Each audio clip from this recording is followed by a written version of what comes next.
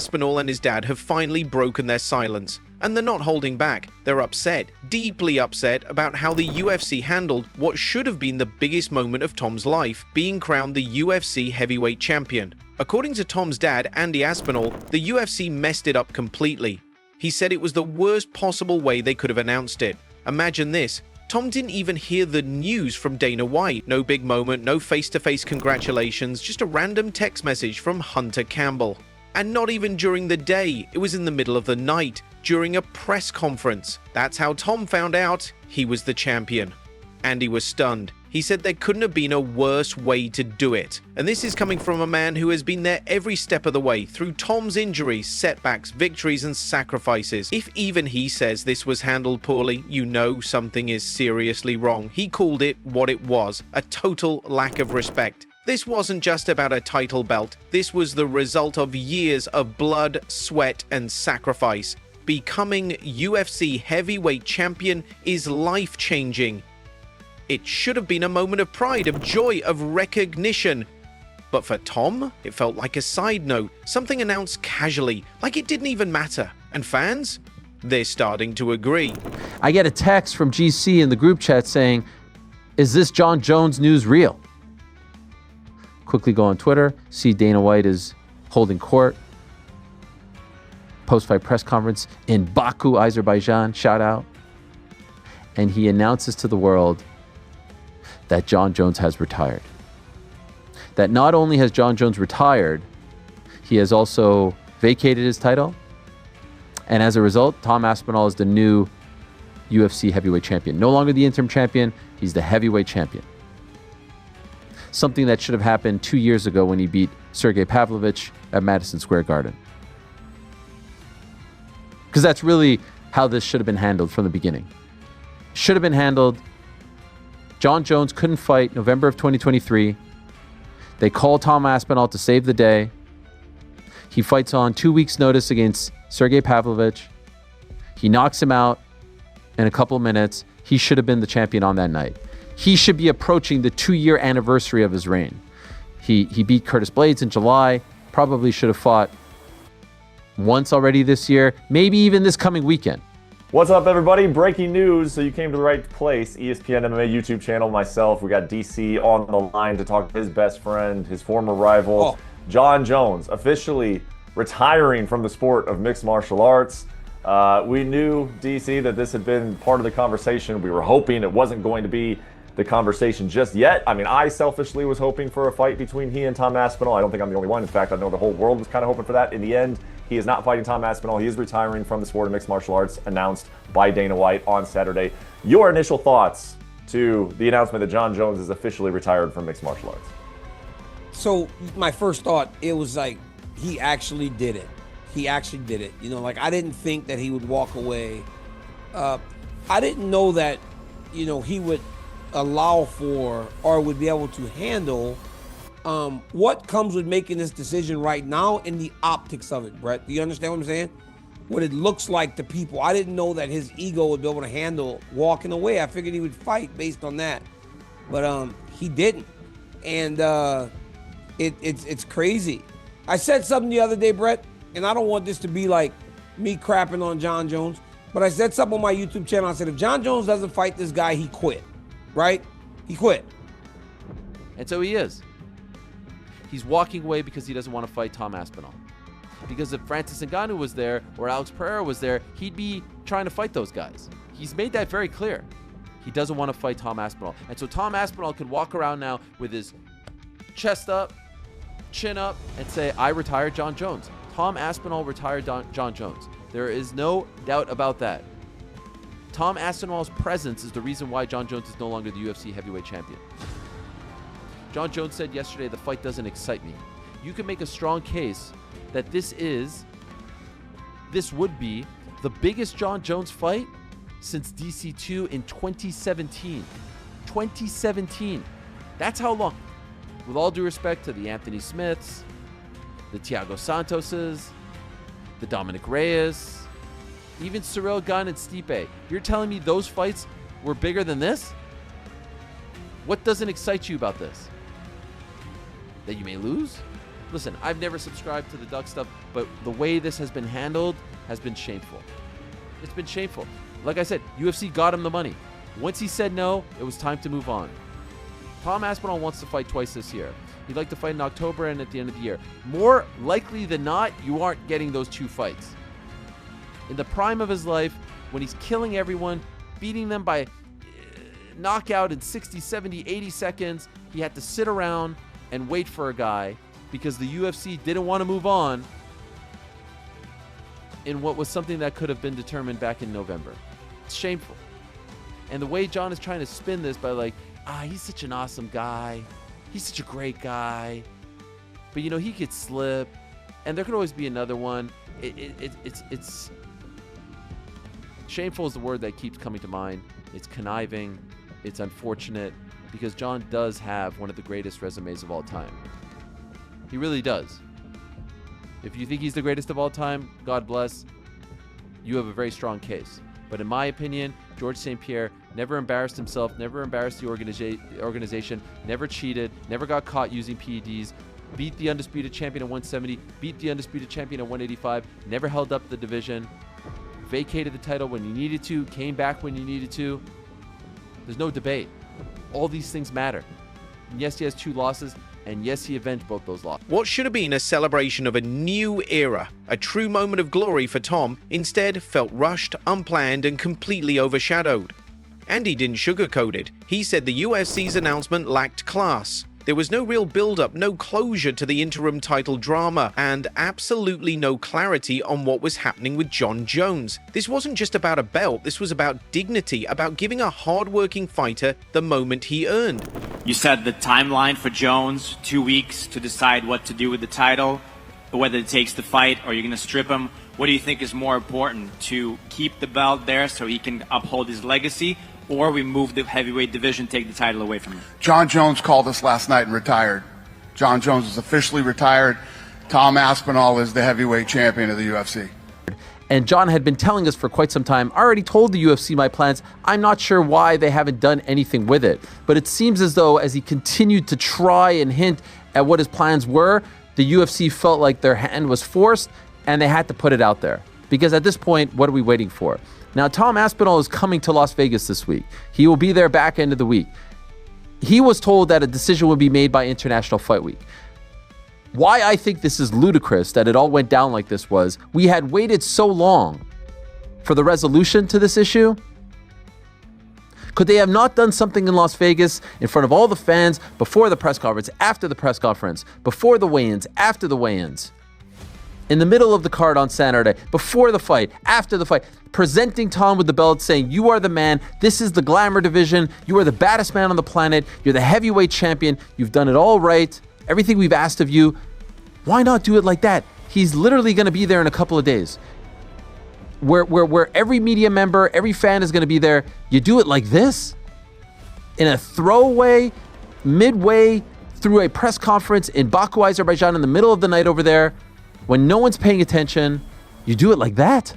What is that? When you're an interim champion, they only make an interim champion when the champion cannot defend the belt. So for Jon Jones, he couldn't defend the belt because he tore his pec muscle. So the interim champion means he should be fighting the champion right off the bat. That's not the case with Jon Jones, right? Because Jon Jones is going to fight Stipe Miocic. So the interim champion is supposed to sit there and wait. But by law, in like the regulations, once Jon Jones steps in the cage, he is stripped of his interim champion because the champion has returned. There is no longer for an interim champion. What is the point of having an interim champion when the champion is ready to fight? This is the only sport in the world you can have somebody hold your career back. Yep. I've been almost a year inactive with no prospects of anything.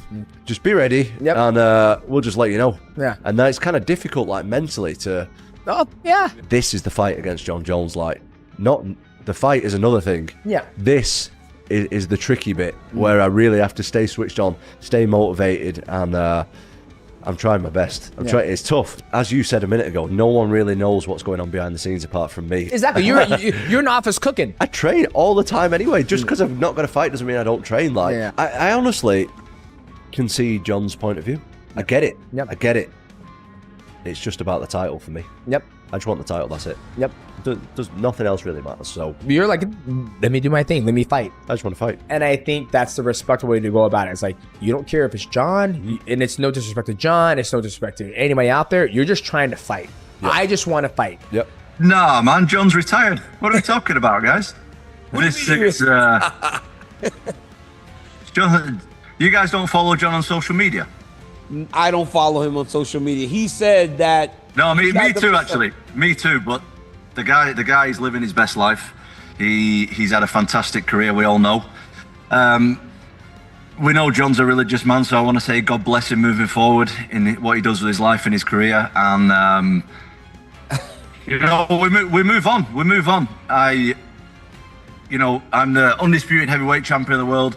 I'm ready to take on all comers, get this division moving again. Us guys have been waiting around too long. You know, the contenders are getting sick of it. Everybody's getting sick of it. Even the fans are getting sick of this stuff. So Jon's retired, and it's time that we move on. Retired Jon Jones. Just as he predicted, Tom Aspenol, over a year ago, I think, said, I will retire this man without even having to fight him. He's never going to fight me. And despite all the umming and ahhing and all the fucking pretending that he was going to actually ever get in the cage with Tom Aspenol, Jon Jones has done what we always knew he was going to do. He's tucked tail and ran. Imagine calling yourself a goat and yet behaving like such a duck. I mean, this is like back in the playground. Jon Jones has got a bike. Tom Aspenol's come over and goes, give us your bike now. What you have to do then is fight. You have to defend what your shit is and say, no, you're not going to take this. And do you know what Jon Jones did? You have it. I don't want to fight. You can have it. This is unbelievable. The greatest of all time. What a load of shit. I'm sorry. Never going to call him the GOAT. Ever again. Because being the greatest of all time is not just about winning. And that's what Jon Jones doesn't understand. It's about how you conduct yourself throughout the whole of your career. Are you willing to fight the biggest challenges, the biggest tests, go in there and test yourself against everyone? And Jon Jones proved, without a shadow of a doubt, his biggest test, stepped up and he bottled it well and truly. Remember this clip from like over a year ago when Jon actually met Tom in person? Respect, man. All the best. Respect. All the best. Do a quick picture. Sure. Yeah? Let's get it. A face off. No, okay. He wouldn't even face off with Tom Aspenol, let alone get in a cage with him. And after all of the fannying around and waiting for Jon Jones to man up and strap his balls on and defend his heavyweight title, because you've never really earned it. You beat a guy who wasn't even the champion. You beat Stipe. Oh my God, what a farce that fight was. That will go down as the most pointless, pathetic fight I can imagine. Tom Aspenol isn't just another fighter. He stepped up when the division was in chaos. He trained non-stop, waited patiently, and fought with everything he had. He deserved more than this. The MMA world is frustrated again. They're calling out the UFC for mishandling everything. Jon Jones wasn't stripped of the title when he should have been. He spent months joking around from Thailand, avoiding fights, confusing everyone, including Tom. Instead of making a clear decision, the UFC let Jones drag things on, delay after delay. And when Jones finally walked away, it felt like Tom's moment just got pushed aside. Like, surely we can't be that apathetic about the product. Surely we can't care that little about the state of things. This is the heavyweight championship of the world. That's how you announce that Tom Aspenol is the king? That's how you announce that Jon Jones is retired? That's massive news. When Michael Jordan, the GOAT of his sport, retired, there was a huge press conference. And every single media member under the sun was there. Jon Jones' retirement is a throwaway, midway question in a press conference in the middle of the night in Baku, Azerbaijan. Does anyone else not see the lunacy in all of this? It's absurd. It's absolutely absurd. And so I was trying to figure out, why didn't they just wait? Why didn't they just wait? Why didn't they do something in Vegas, a presentation, a ceremony, something to make this feel big, special, to wash away the annoying nature of the past 7 or so months, as we are constantly told it's going to happen, it's going to happen, I guarantee it's going to happen, up until recently, a couple of weeks ago to Jim Rome, it's going to happen, it's going to happen. And then 30 or so minutes after the press conference, the Albuquerque Journal drops a massive piece of news. The Albuquerque Journal, which has been covering Jon Jones for quite some time, and a reporter named Jeff Grammer, who we've had on the program before to talk about Holly Holm, been covering Jon, has been covering the Albuquerque fighters like Holly, like Michelle Watterson, all the Jackson Wing fighters. They dropped this news literally minutes after the announcement. Jon Jones, the often battled Albuquerque resident, considered by many to be the greatest mixed martial artist of all time, shocked the combat sports world Saturday when UFC President Dana White announced the fighter had retired. But the news didn't come before one more legal matter arose, one White did not reference in his Saturday afternoon announcement of Jones' retirement. The Journal has learned a criminal summons accusing Jones, 37, of a misdemeanor charge of leaving the scene of an accident in February was filed Tuesday in Metropolitan Court. I'm reading this now and I'm like, is this a story from like 9 years ago, 10 years, 11 years ago, when he left the scene of a hit and run? Because it's eerily similar. Jones has been called to appear for a bond arraignment on July 24th in Metro Court. Jon accepted the fight, went to Thailand, came back, didn't want the fight. What happened? Yeah, I wouldn't say that Thailand was the end of it. You know, we were talking about it before that. But yeah, the fight was done. We had the fight done a long time ago. So why he decided not to fight, you guys will have to ask him that. Is it accurate that there's a lot of reports about figures he was offered? Is it fair to say he was offered a lot of money to take this fight? Yeah. Listen, he was offered what he deserves for that fight. Yeah. I'll just come out and ask you. Do you think he's ducking Tom Aspenol? No. Jon Jones, I said it a million times, I'll say it again. He's never ducked anybody other than that one goofy time with the Chael Sonnen thing. He's never ducked anybody. And, you know, I think the reality is whatever changed his mind with this fight, I don't know, you'd have to ask him that. But, you know, he's 38 years old, and I don't know. Do you think if it was someone like Alex Pereira, he would fight them? And it's maybe Tom that he specifically doesn't fancy the matchup, doesn't fancy the age difference? I don't know. I don't know the answer to these questions. Only he does. You know, we had the fight done. Listen, our job is to make the biggest fights we can make and the fights that the fans want to see, and that's what we try to do. But the minute somebody starts talking about retirement, you know my philosophy on that, you should do it. Did you know about the stuff that came out of Albuquerque last night? I saw it today.